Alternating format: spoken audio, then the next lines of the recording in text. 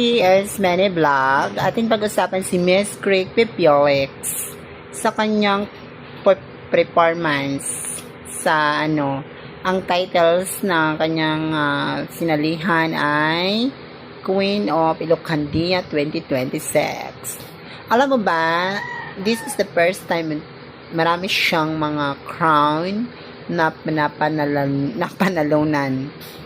Mahigit kung susumahin ang kanyang mga napanalunan ay mga 1 milliones na siguro or mahigit pa. Sa pageant lang yun kasi I think meron siyang businesses. Si Miss Berdoza Prepiolet, meron siyang business. Aside from that, nag-judge din siya dito sa International Miss Universe, specifically University of Queen of the Time.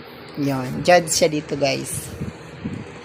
Then, ito na yung guys, yung performance natin, guys. Ang judge dito, guys, ay maraming judge naman dito talaga. Pero, pinipili nila yung performance, during performance. So, si Craig Pipiolex talaga is very sensible, smart, and dedication. Then, di ba, marami siyang awards. O talo niya yung iba't ibang magagandang queen. Yun yung tao. I specifically marami siyang award.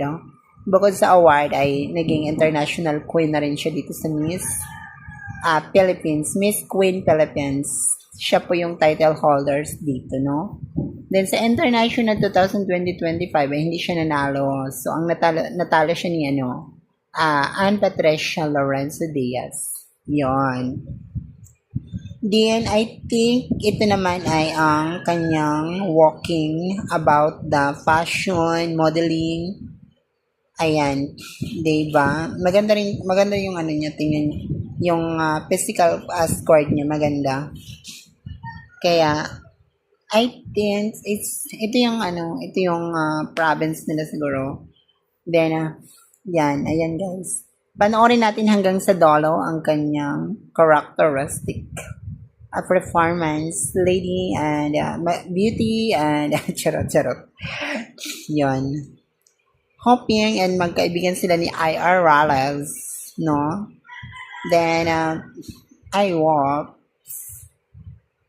Sitting up is the very queen. Queen, especially about the physical experience, and specifically, it's a beautiful personality. Then